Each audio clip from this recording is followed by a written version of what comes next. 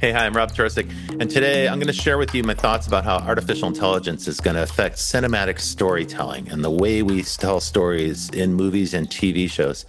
I've spent most of my career working in the media industry, either inside of motion picture companies, studios, and TV networks, or outside with disruptive companies that are trying to transform it and introduce new technology. I launched some of the very first streaming services. I was involved in some of the very first cable TV and satellite TV launches internationally. With Oprah Winfrey, I launched one of the very first converged broadband and cable TV networks. But in the most recent years, I've been very focused on generative artificial intelligence. And in the last couple of years, I founded a studio with some colleagues to make tools designed to tell stories, cinematic stories, using generative artificial intelligence. And recently, a group called the Hollywood Professionals Association invited me to give some remarks. Now, the folks in the Hollywood Professionals Association include the heads of production from most of the major studios and the streaming companies and TV networks, and also a lot of the folks who run post-production facilities, special effects shops, and so on. So it's a group of people at the peak of their skills who are deeply involved in the Hollywood production scene. They have an annual event each year. They call it the Tech Retreat, and they invited me to give the closing keynote speech on the topic of storytelling, cinematic storytelling with artificial intelligence. And so without further ado, let me share with you a version of the talk that I gave to the folks at the Hollywood Professionals Association.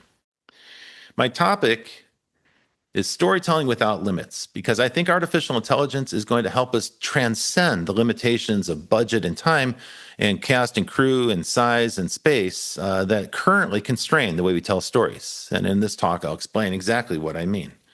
But to get started, I want to start with a story from a while back, a story from the past, because I think it'll put the magnitude of the change we're about to experience in perspective.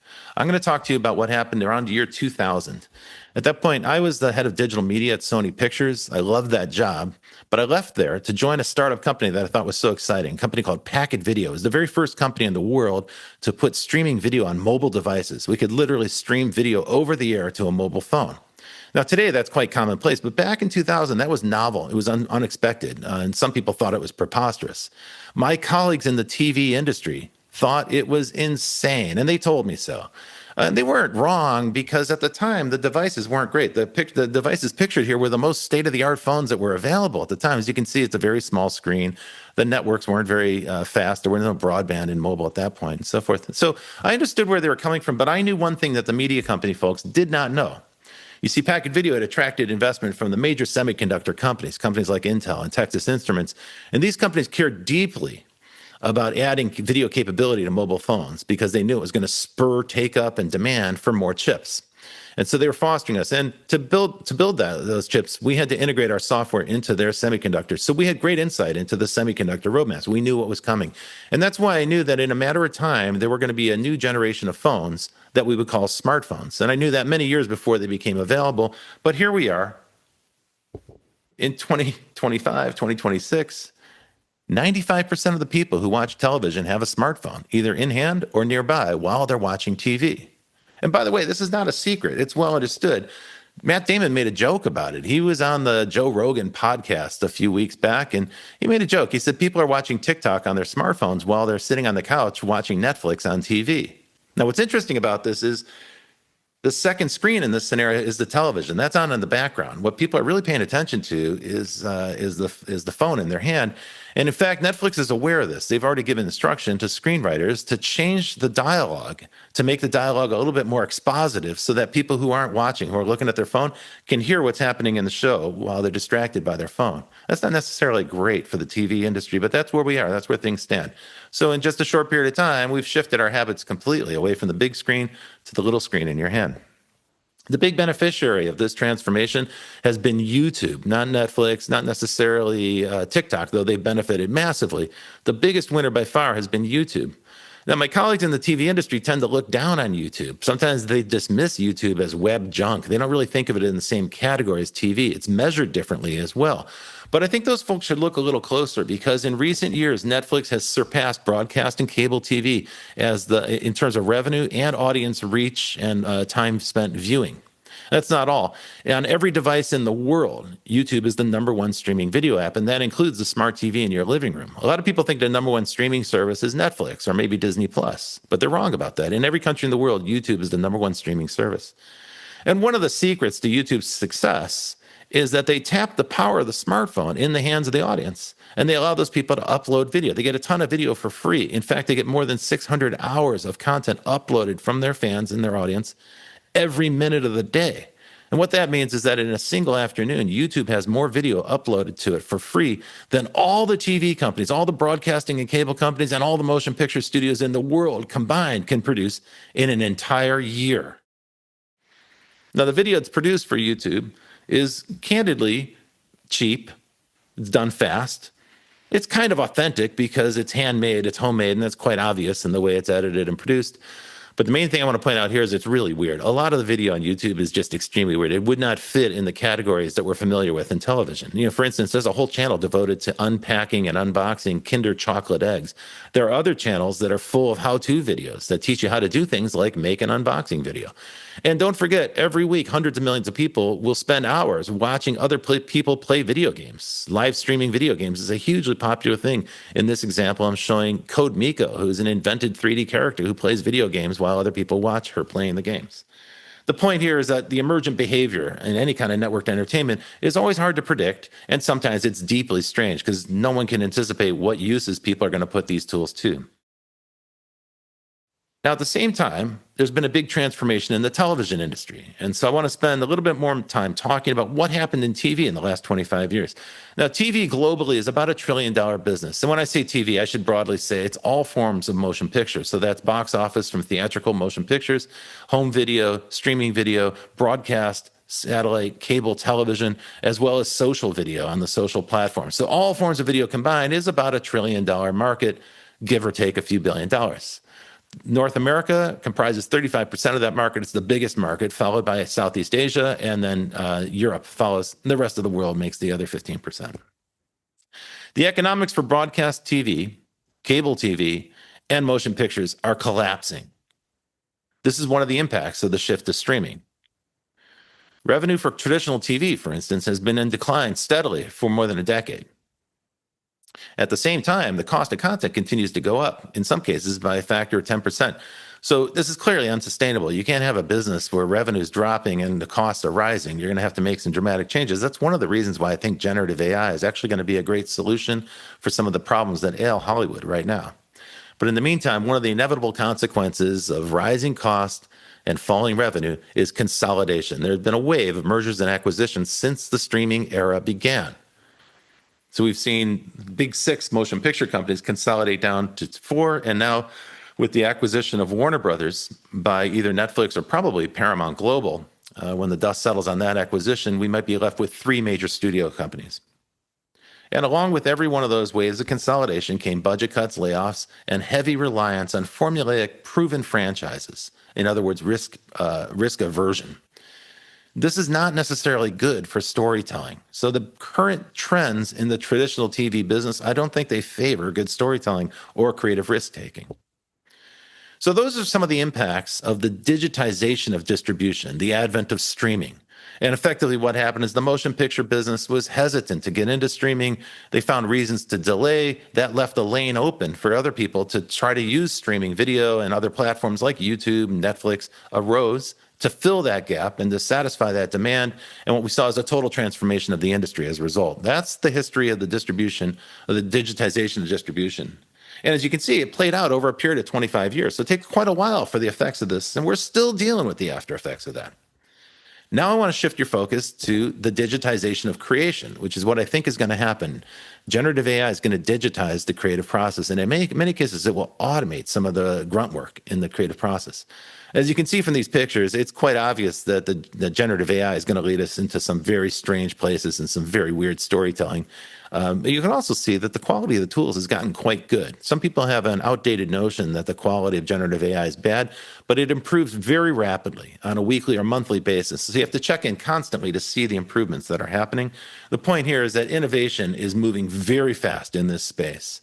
I bring that up because a lot of folks I know in the motion picture business tend to look at the weaknesses of AI and they dismiss it. They write it off. They say it'll never work. It's the sort of same story that I heard when I was launching streaming video, when they said, well, the networks are too slow, the devices aren't high resolution, the color quality isn't good enough. They found reasons to ignore it and push it off their desk so they didn't have to deal with it. I think it creates a blind spot. And I think when you hear people talking, people in the motion picture business talking about generative AI, and they say, well, the quality isn't very good, or the stories are boring and unoriginal, or there's not enough control in the tools, and I can't keep consistency from shot to shot, or gee, the final product lacks a human spark or the human touch. These are all just excuses for not dealing with generative AI. They're a reason to look away from it and ignore it. And I think that creates a blind spot. Let me give you one specific example of this. Recently, Ben Affleck spoke out about generative AI. He was actually on that same podcast, that Joe Rogan podcast that Matt Damon was on, that I mentioned a moment ago. Ben was asked a question about what he thought about generative AI. Well, he has a lot to say. He has many, many thoughts. He's got a lot of opinions about generative AI, and mostly dismissive. He dismissed it in two ways on this show. First, he said, look, it's just going to be a tool, and it's just going to be used to replace video effects. So he said, I don't want to be in the VFX business. He said that in many other interviews in the past. So he seems to think that the impact of generative AI is constrained only to special effects and video effects. On the other hand, he said there's another scenario, which is that you just press a button and presto, it generates an automatic story. And he said that's bullshit. It'll never happen. I get what he's saying there, and I do agree. I think storytelling is the province of humans. I think you're going to have generative AI tools that are driven by humans, and I'm very focused on AI tools for human artists to use. In other words, full automation isn't really my bag either. But when Ben posits these two scenarios, what I'm trying to point out here is that he's creating a blind spot, because what he's doing is overlooking a vast range of other scenarios where generative AI tools are already being used. In fact, there's much more going on than just generative video.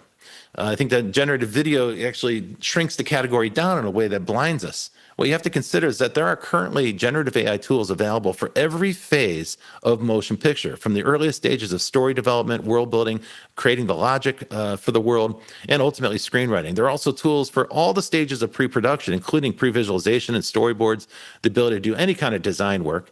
And then, of course, for principal photography, we're already seeing AI tools improve substantially. Just in the last month, we saw new models released from ByteDance, a new model called CDance 2.0, and another Chinese model was introduced called Kling 3.0. And these are outstanding in terms of the quality of the consistency from shot to shot, the lighting control, even the ability to get a decent performance from the actors. These are all areas that are improving very fast. And finally, don't forget, AI is already being used in post-production in a number of ways, not just for video effects or to replace computer graphics, but also for editing process. A number of the grunt tasks in editing can be done by AI, and there are tools already available on the market to do that. And we can also use AI for music score generation and sound effects. This is why I think it's inevitable that generative AI tools are going to be used for cinematic storytelling. And of course, this is a very highly contested viewpoint. A lot of people disagree with me. Many of the people in this photograph, what I'm showing you is a picture of the Writers Guild on strike. And these folks are very much opposed to generative AI because they think it reduces the creative work. They think it's a net loss. And they're not interested in adopting these tools. They certainly don't want to do it at gunpoint if the studios insist on it. But I know something that these folks don't know, which is that, once again, I'm looking at the semiconductors, and the cost of compute from the semiconductors continues to drop. And this is the key thing to pay attention to when you're considering the impact of generative AI, which is that the cost is falling by a factor of at least 40 to 60% a year.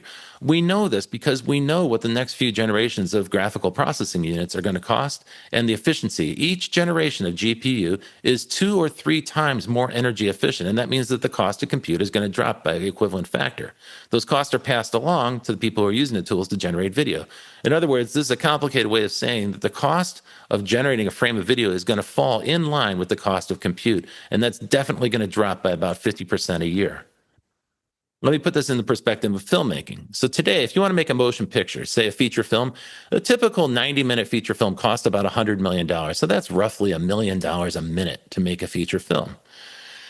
To make a major streaming series on a service like Netflix, the most expensive streaming series costs $20 million an episode. Now that breaks down to about $300,000 per minute. Now, in the last couple of years, as I mentioned, I was a principal in a company called Neuro Studios that was creating new tools using generative AI to tell stories. And our cost per minute by the end of last year was below $1,000 a minute. This year, I'm told it'll go below $300 a minute. And by next year, will breach the $100 per minute threshold. And that's really important because at numbers like that, a small team of creators can be profitable with a series on YouTube. That's going to transform storytelling in ways I'll explain in a moment. Now, at the same time, simultaneously with that cost drop, you're seeing the quality increase. So there's really two trends here happening. The cost is going down and the quality is going up. I think it's in a number of years, if the current trends hold, and I see no reason why they won't, if the current rate of improvement continues into the future, I think it's inevitable that you're going to see video that is indistinguishable to the average person, the average viewer. That generative AI will be indistinguishable from the film that's shot on a soundstage with a camera. And generative characters, this example is Tilly Norwood, which is a bit of a marketing stunt, but nevertheless, it illustrates the point. Generated characters, or what we might call synthetic actors, are going to be indistinguishable from human actors. I know this is highly controversial, but I'm just looking at the trends, and this is what I believe is going to occur. And that means that another scenario is possible, and this is, to me, is the most interesting of all the scenarios. It's not the only scenario, but it's the one I find most fascinating.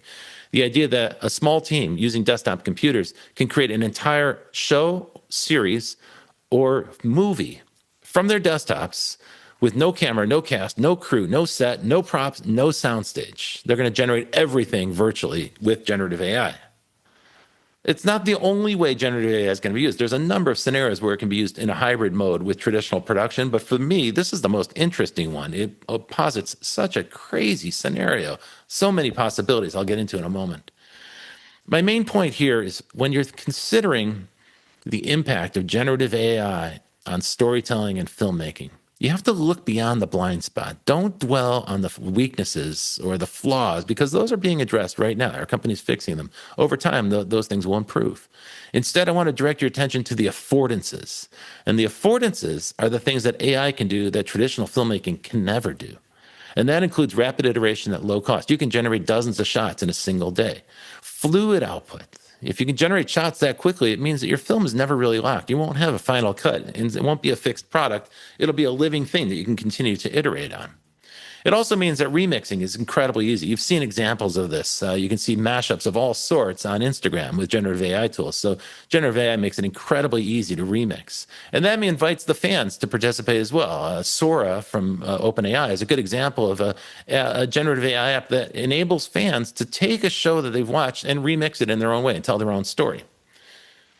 It also makes it possible to generate exotic, vivid, surreal science fiction scenarios or mythology scenarios, things that you couldn't really do in a traditional film unless you spent a fortune on special effects. But you can do that very, very cheaply and very quickly with generative artificial intelligence.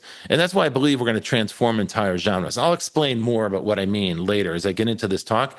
But these affordances, my key point here is this is what you should keep your eye on with generative AI, because this is where disruption is going to come from, and this is where the new modes of storytelling are going to occur. Now, when I think about the future, I always like to use a framework, and I rely heavily on the frameworks developed by other forecasters and other people who thought about the future. One of the people who thought most rigorously about the future of media and entertainment was Marshall McLuhan, the Canadian media theorist. And late in life, his publisher said to him, "Can you write a book called The Laws of Media?" And he did so. And in that book, he posited a thing called McLuhan's tetrad of media effects. And you could search this on the web. It's actually worth reading. It's an incredibly useful tool for thinking about the future of a new medium. So what McLuhan said, in essence, is when there's a new medium introduced, it doesn't have one single impact. It has multiple impacts. It has multiple effects. And so what happens when you have a new medium coming in is it has an impact on current trends. These are trends that we can all observe, trends that we're all familiar with. And he said there's 4 predictable ways it's going to impact those trends. Some trends, the new medium is going to enhance or intensify or accelerate, but other trends, pushed to an extreme, it will reverse. It'll make them go in the opposite direction. And on the other axis, a new medium will render certain practices or trends today obsolete. It'll make them out of date at the same time as it revives something that's currently obsolete and makes it relevant again. So this is McLuhan's tetrad, and we can apply this to cinematic AI by thinking of it this way. So here's my formula, my forecast for the future. I believe that cinematic AI is going to render obsolete the current linear filmmaking process. I think it's going to enhance fragmentation. It's going to accelerate and intensify fragmentation, which is already here. It's already present. It's going to intensify that process. That sounds bad, but I think it'll actually be good. It's also going to revive the idea of remixing and creative reuse, which currently is frowned upon. And finally, I think it's going to reverse industry consolidation, that trend that I spoke about a moment ago. Let's unpack these one by one. I'm going to start with the very first one. Cinematic AI is going to render obsolete the linear filmmaking process. Today, filmmaking is based on a 20th century idea invented by Henry Ford in the auto factory, which is the assembly line. The idea that you have a bunch of people who have specialized skills and they're working on a single project and it moves along through a process. Now, 100 years ago, this is what an auto body factory looked like. A bunch of men, a lot of heavy equipment, and this is what an auto factory plant looks like today. Fully automated, fully robotized. This is the body plant. Now, the finishing plant still has human workers in it. Don't get me wrong, but in the auto body plants around the world, in every auto factory around the world, you don't see human workers welding anymore. Robots are doing that work, and they move so quickly, as you can see in the bottom left of the screen here, that you really can't have human workers working alongside them because they might get injured. Those robots move too fast. That's why they put these robots in cages to keep the humans out. So that's 100 years of progress in the auto assembly line. Now let's look at the motion picture business. In the 1920s, the movie studios started to adopt that assembly line process. And here you can see a picture from a movie set 100 years ago. And as you can see, it's a lot of people and a lot of equipment, right? Well, now here it is today. Here's what a film set looks like today. The only difference is still a lot of people. There's still a lot of equipment. There's no automation. There's no robots except for maybe a motion control rig on a camera. But apart from that, generally speaking, it's still a manual process. It's still that old-fashioned assembly line process. The only thing that's really changed is instead of wearing a suit and tie, these guys are all wearing black T-shirts and workwear. And the interesting thing is that the number of workers continues to increase. In just the last decade, the average number of film members on a feature film has increased by about 50%. So we're going in the wrong direction here, away from automation towards more and more labor-intensive process. That's terrible for the economics of film that I shared with you shortly ago. I think this is happening because modern filmmaking is optimized in an outdated model, a left-to-right assembly line manufacturing process that was invented by Henry Ford 100 years ago, but it's been greatly modified in the auto industry, and the film industry just hasn't caught up to it yet. And the key point on this slide is that film is broken into several phases. There's an early phase of development where we go from a concept to a script. There's a second phase of pre-production. We take that script and break it down, and we figure out the budget and the schedule for production, start to do that scheduling. And we also start to pre-visualize. We'll do storyboards and some concept art at that stage. Then it goes over the fence to principal photography. At this point, we're going to take the decisions that have already been made about the script and the design work and the schedule, and we're going to start to implement them. So there's a crew here that is following orders. They're executing a vision that's already been done in the first couple of stages. And when principal photography is finished, well, we throw the whole project over the fence to another group of people further down the line in post-production. So this is a classic assembly line process where the work continues down the line and it gets thrown over the fence to a different group who implements and builds on what has already been done before. But there are some real flaws in this process. The first one is that the creative process is front-loaded. Most of the creative decisions get made in the first two phases, and the rest of the project is execution. And that's where most of the people are. And most of the hiring is the very last stage of post-production. That's where most of the new hiring is happening. But these are the most creatively disenfranchised people, so they have the least impact on the story. So to me, I think the motion picture companies, where they're investing in more and more labor at the very end of the process, they're actually getting less and less creative ROI out of that investment. I think generative AI is going to transform this process entirely, because instead of a left to right linear process where creative decisions are locked at each phase, you're going to have an iterative cycle based on those affordances that I mentioned just a moment ago. AI makes it possible to respin and iterate on an idea over and over again. And with non-destructive workflows, which are coming this year to artificial intelligence workflows, non-destructive workflows means that we can iterate by saving the elements of the shot that we like and iterating the parts that we don't like. So think of it as like Photoshop layers. You can save the work on the layers that you like, and you can then work on the layers that you want to change and composite the whole thing down later. Something similar is going to occur with AI tools, and that means we're going to have greater control and the ability to iterate to our heart's content. And you don't have to lock any of the decisions. Now, I want to be really clear. Eventually, yes, of course, you do have to lock because you have to get to the final picture. So eventually you have to lock on a story. But what this enables is two things that are very, very powerful that I think are misunderstood by people who are not looking at it this way. The first thing is that film will become a process. Cinematic stories will become a process. You'll be able to iterate on them forever. So it's never going to be a final cut. And we already know that filmmakers want to do this because George Lucas has been doing this his entire career. He's been upgrading Star Wars stories, the early Star Wars films, with better special effects and destroying the original copies so that what's left as his legacy will be the best version he could produce in his lifetime. So we know storytellers who rely heavily on generating effects, they're going to come back to want to tell the story again and again with the best possible methodology. But there's another key point here, and this is the one I really want to emphasize.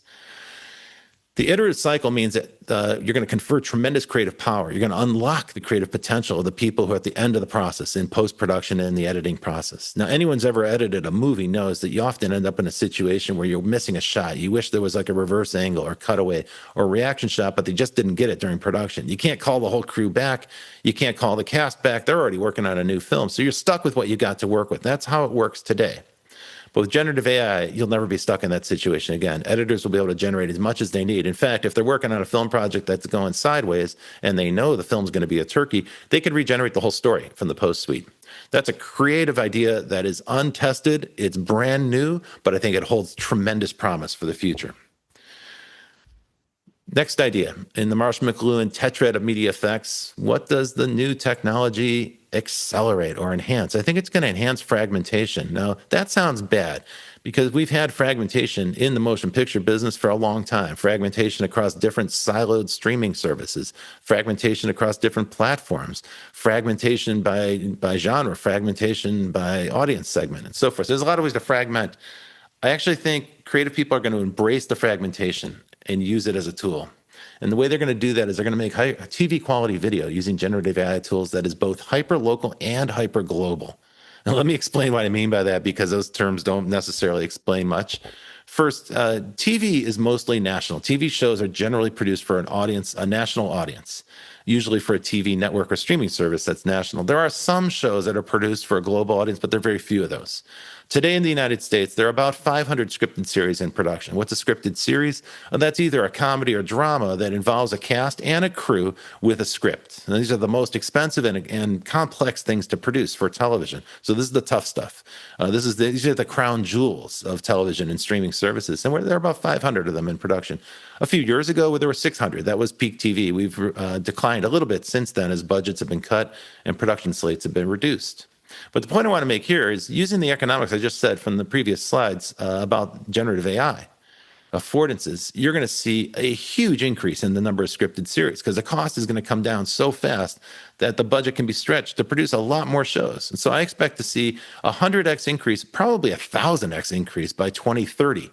But here's the thing, not all those shows are going to be made in America because anybody anywhere can use generative AI tools to make any show with any cast of any race or gender. And that means that a teenager in a city like Mumbai or Lagos or any place else will be able to generate a TV show with characters that look and act like Californians. It'll look like a show that was shot in Southern California with cars that look like they're American cars, but it can be generated anywhere. And of course, this is not limited to stories about Californians or even North Americans. Instead, what I think you're going to start to see is hyper-localized stories emerge from neighborhoods around the world where people start to tell stories with characters that look like the people in their neighborhood or the people in their country. And they're going to be stories that are familiar to the people in those regions. And so you're going to see a great diversity, I think, a great fragmentation of the kinds of stories that are told in scripted entertainment. Now, the same economics that drive that, of course, are going to drive a tsunami of new videos. A 1,000x increase in the number of shows is a tremendous number of shows. And I might be underestimating the number of shows that are going to come. So we'll have a flood of video. Now, we already know that attention is the scarcest commodity on social media. It's highly contested. And the flood of content is going to confer tremendous power on the attention markets, the big social media platforms that already direct our attention towards advertisers and use algorithmic control to divert us, entertain us, and recommend content to us. How will content creators respond to this? Well, I think what they're going to do is embrace fragmentation as a mechanism for finding their audience. They're going to embrace fragmentation as an adaptive survival behavior that allows them to tell episodic stories that are set in persistent story worlds, kind of like Game of Thrones, if you will, or Star Wars, a familiar story told in a familiar place. But they might use a variety of cinematic styles to do so. And the whole point is they're going to embrace these things to segment the audience down to a specific group of people that they understand and can speak directly to. They're going to find their audience and connect with them. I'll give you an example from the publishing industry. We've already seen a great proliferation of books and titles being created. Fifty Shades of Grey was published in 2015. And 50 Shades of Grey is kind of like the ultimate romance novel. Now, romance is not a new category. It's been around since the beginning of the printing press. It's a very popular and durable category. It's one of the most popular categories of book publishing. And so 50 Shades of Grey is your classic template of a romance story. It's the story of a young woman filled with self-doubt and insecurity who falls under the spell of a rich and powerful man, and romance ensues. That book came out in 2015, and it spawned a whole series of follow-up books. The same year, 2015, Sarah Maas published a book called A Court of Thorns and Roses. And this book is also a romance story, but it's in the genre called romantasy, which is a mashup of classic romance and supernatural stories. And this plot might sound very familiar. It's the plot, a story of a young woman filled with self-doubt and insecurity who falls under the spell of a rich and powerful man. But here's the twist. The rich and powerful man has supernatural powers. He is a fae, or a member of the fairy class, and he has supernatural powers. And so that story spins into a whole supernatural realm. And of course, it was a tremendous success, a #1 bestseller. And Sarah Maas published a number of other books in that series. But the one I really want to pay attention to here is The Bone Witch by a Filipina author named Rin Chupeco. And this author did some twists on the classic romance formula. Yes, this is also in the category called romantasy. It's a supernatural tale. And it starts with a young woman who's filled with self-doubt and insecurity. But here's the twist. She doesn't fall under the spell of a rich and powerful guy. Instead, she discovers within herself tremendous capabilities, tremendous powers. And she uses those powers to systematically dismantle the system of oppression that keeps her and other people like her oppressed or repressed or suppressed. And that's not all. That's one twist on the classic romance formula. But this author also happens to identify as non-binary and pansexual. And so she's written for an audience of people who are like-minded. And so as a result, you have every type of romantic interlude and every type of romantic intrigue that you possibly can imagine. It's not limited to men and women. And so we've kind of remixed the formula in a couple of different ways. And the reason Rin Chupeco did this is that they were focused on finding their tribe. And this is what authors and storytellers must do in a highly fragmented market. You embrace the fragmentation of genre. You accelerate the fragmentation of genre to connect directly with a micro audience that resonates with the message you've got. It's a very tailored message for a very tailored group of people. And when you find them, you're going to continue telling stories in that world as long as they're listening. Now, I don't want to make this sound like I'm going to focus solely on gender dynamics or gender orientation. That's not my point at all. My point is that there are a number of different ways to split the audience or divide them. And it's at the intersection of these attributes that we're going to find the most interesting stories emerge when storytellers start to fragment their audience on purpose to connect with them. Add to this one of the other affordances of generative AI, which is that there's a diversity of visual styles available, whether it's this kind of like gothic sci-fi fantasy thing, or the ability to take like a classical art style and animate it and bring it to life, or the ability to mash up some kind of classical art styles together with things like insect life. And here in this example, they're reviving some of the designs by Pablo Picasso and similar artists from the Dada era for the Ballet Russe, and turning those into a kind of a narrative sequence. And here's another great example, just because it's so weird and funny. These are kind of like cybernetic sisters of mercy who are building, they're turning their church into a giant synthesizer. And the point here is that there's a range of diverse visual styles that generative AI makes possible. And when you add that to this fragmentation of genre by audience, you're going to start to see like splinter stories come about. And the idea there is that generative AI will accelerate and intensify and narrow audience segmentation down to a core tribe that really resonates with the story and identifies with it. The reason I'm so confident that this is going to happen is because it's already happened. Last year, in 2025, the big generative AI breakout trend that spread around the world was Italian brain rot. And Italian brain rot was so successful, it got all the way around the world and spawned a whole range of merchandise products, things like coloring books and food products and even apparel like boxer shorts, before Hollywood even woke up and realized that this was a trend. Italian brain rot emerged from the bowels of Roblox, an online game community. And then as it moved around the world, it metastasized and merged with another great trend that was designed to split a generation, to split the audience, to fragment the audience. And that's 6-7. You probably heard about 6-7, but if you didn't, 6-7 is really simple. It doesn't mean anything as a phrase. It carries no content. It's there simply for the purpose of splitting the audience into people who get the joke and people people who don't get the joke. So if you understand 6-7, you're in. If you don't understand 6-7, you're like, what's 6-7 about? You're out. You're not part of that crowd. That's the function of it. That's an exact perfect illustration of splitting the audience and finding a way to segment or fragment the audience down using content. And of course, 6-7 merged with Italian brain rot. You can see that on the right side of the picture.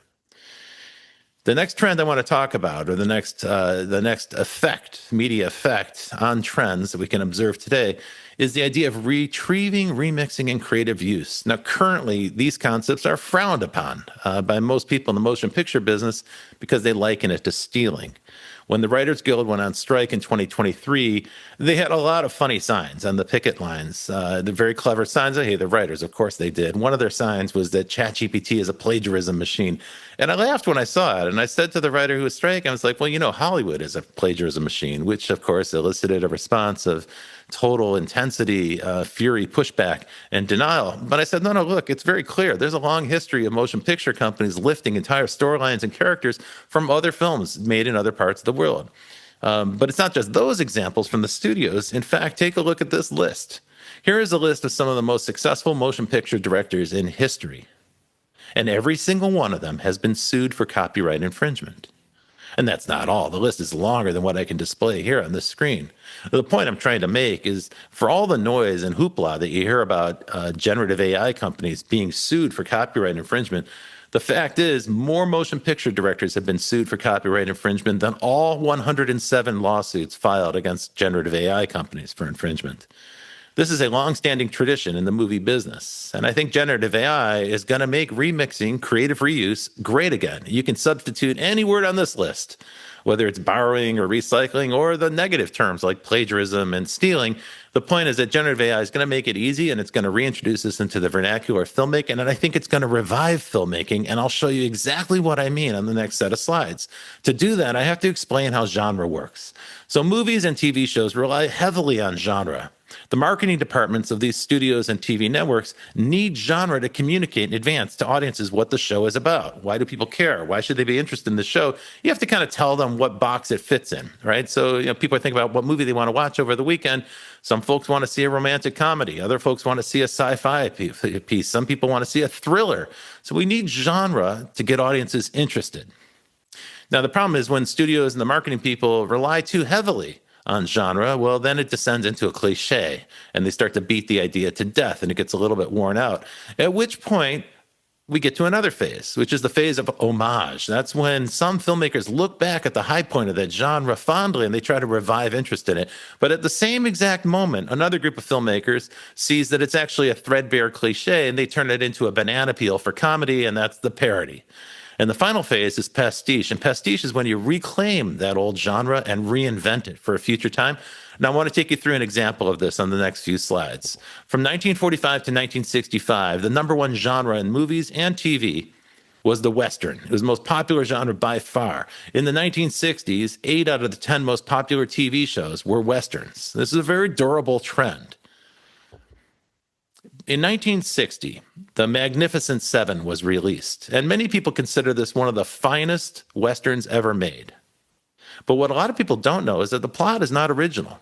The story for The Magnificent Seven was borrowed from Japanese filmmaker Akira Kurosawa and his film The Seven Samurai, which was released in 1954, 6 years before The Magnificent Seven. So we borrowed the plot from a Japanese filmmaker. That's not the only time this has happened.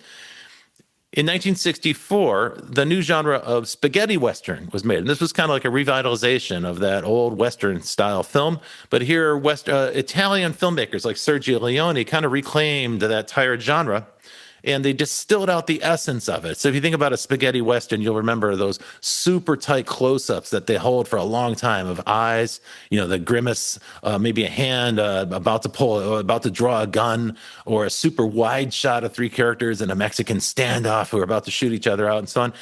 Those are kind of the quintessential elements of the Western genre that turned into cliche and then were redeemed by filmmakers like Sergio Leone. More than 600 spaghetti Westerns were made. But the very first one, A Fistful of Dollars, which was released in 1964, was not an original story. It turns out the original plot for Fistful of Dollars was taken from none other than Akira Kurosawa, another one of his samurai films called Yojimbo. And Kurosawa took one look at Fistful of Dollars and knew he had a copyright infringement case, and he sued, and Leone settled. And later in life, Kurosawa said he was actually quite satisfied with the settlement. He got more money from A Fistful of Dollars than he got from the original film Yojimbo. And later, this story was remade with permission and consent as Last Man Standing with Bruce Willis. The point is, we keep telling the same stories over and over again and reclaiming them. That's a habit in the Hollywood business. Nothing epitomizes this better than Star Wars. And of course, Star Wars does draw on the Western lexicon. The whole character of Han Solo was inspired by those Western characters. It's a bit of a callback to Western characters.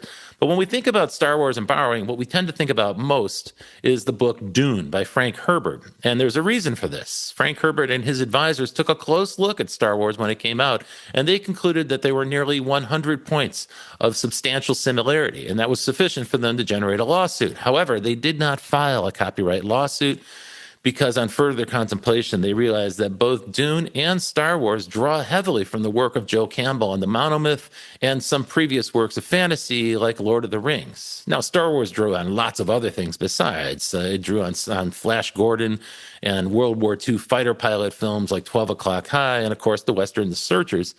But the most important thing that George Lucas borrowed from when he started Star Wars in the first film was the plot, which was lifted from none other than Japanese director Akira Kurosawa. Again, another film called The Hidden Fortress. So you're starting to see a pattern here. And the question I have to ask is this homage, or is this stealing, or is it a very blurry gray zone in between those two things? Now, when we do this enough times, it becomes so self-referential that it descends into parody. It becomes comic. Even the audience starts to see the outworn tropes of a genre that's been beaten to death. That's why when Disney made so many action hero movies based on the Marvel comic line, that they kind of set themselves up for a parody, and then they actually did a really profoundly great job of parodying themselves with Deadpool. But that was because they had beaten the genre to death before that. Other film franchises do this inadvertently. So you could say that, for instance, in 007, James Bond, that franchise lasted so long that by the time Daniel Craig was making films, they had all these visual callbacks to the kind of heydays, the glory days, the days when it was fresh, when Sean Connery played 007. But that callback, that self-referential nature, set that whole franchise up for a series of brutal parodies by Johnny English, by Rowan Atkinson. In fact, some filmmakers like Mel Brooks made an entire career out of lampooning tired genres. But just when a genre is completely depleted, it shifts from parody to pastiche. And this is really what I want to draw your attention to in this section, because I think this is where generative AI is going to help us and maybe accelerate something. So pastiche is like a blank parody. It's parody without the comic element, without the sarcasm, or without the critique or criticism. It's a blank parody in the sense that it doesn't really signify anything. It's reusing tropes, it's reusing familiar elements, it's reusing storylines and some familiar characters, but it's not doing with an attempt to comment on the original material, and certainly not in a satirical way. Instead, it's doing something different. It's imbuing those old tropes with new meaning. It's turning them into a vernacular for a new kind of storytelling, and in a way, it's creative recycling. So we've seen many versions of this. Films like Dead Men Don't Wear Plaid and Zelig actually mingled new footage with classic film footage in a way that was almost indistinguishable to audiences at that time. Other films like The Artist and Mank, here the cinematographers and the filmmakers went to great lengths to recreate the conditions, techniques of old films to kind of invoke the mood from a previous period, because that accelerated or enhanced the story that they're trying to tell. When pastiche is done right, it doesn't just recap a genre or recycle a genre. It redeems the genre and elevates the genre. And you can say that is true of Dr. Strangelove, which redeemed the kind of, end of the world nuclear terror film, which was a genre of its own in the 60s, and Prince's Bride, which did the same for fantasy stories. These began as satires, but what they ended up doing was redeeming and elevating the genre themselves. And when we talk about pastiche, we have to acknowledge the ultimate master, the person who packs more film references into a single story than any other director in history.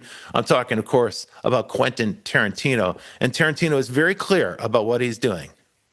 He says, I steal from every movie ever made. If people don't like it, then tough titty, don't go see it. Great artists steal. They don't do homage. He doesn't do homage. So he's very clear about what he's doing here. Now, I think generative AI is going to accelerate this. I think it's going to redeem the idea of borrowing and doing homage, maybe doing references, maybe remixing, respinning, because Gen AI is a pop culture blender. If it's anything, that's what it is at its heart. It's a mashup machine.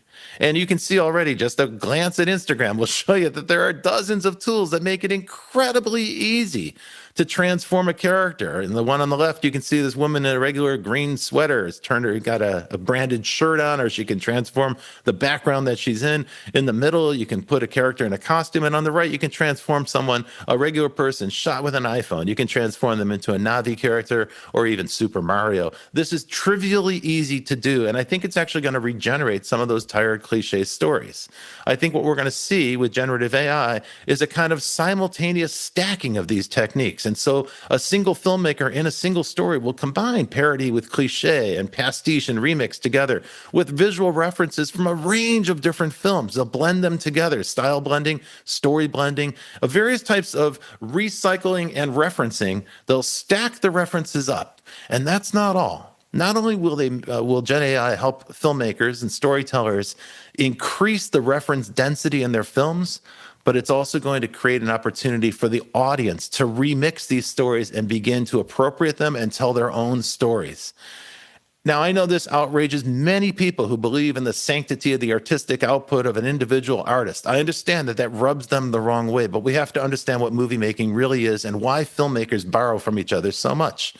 If you're in the movie making business, if you're in the cinematic storytelling business, you are in the myth making business. And myth making is never the work of an individual. Myth making is a cultural process of co-creation and the recycling and retelling of familiar stories in different ways, in different contexts, by different narrators over time. That's what makes them myths.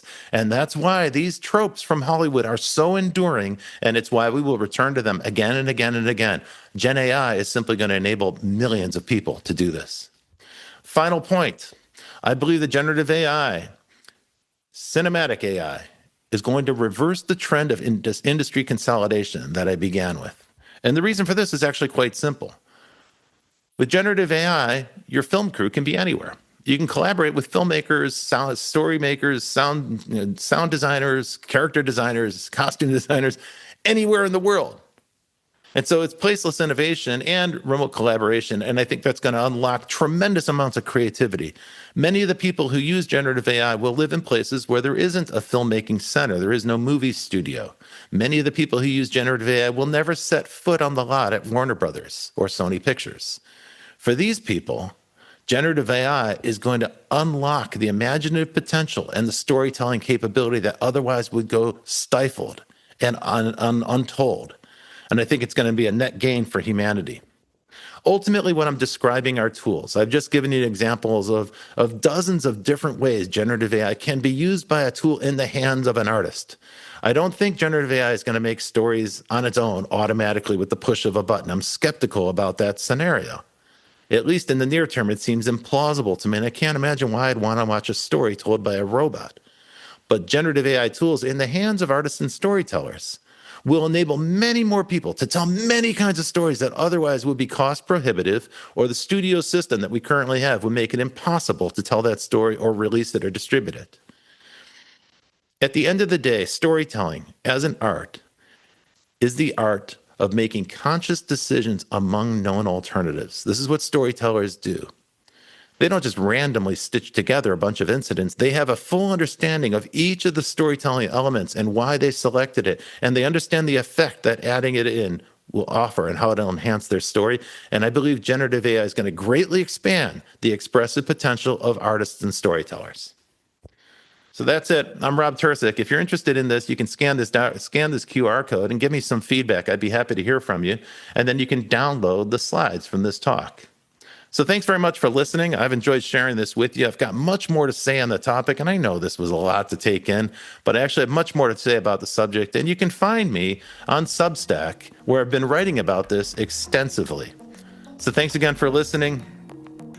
Rob Tercek here saying thank you, and I'll see you in the future.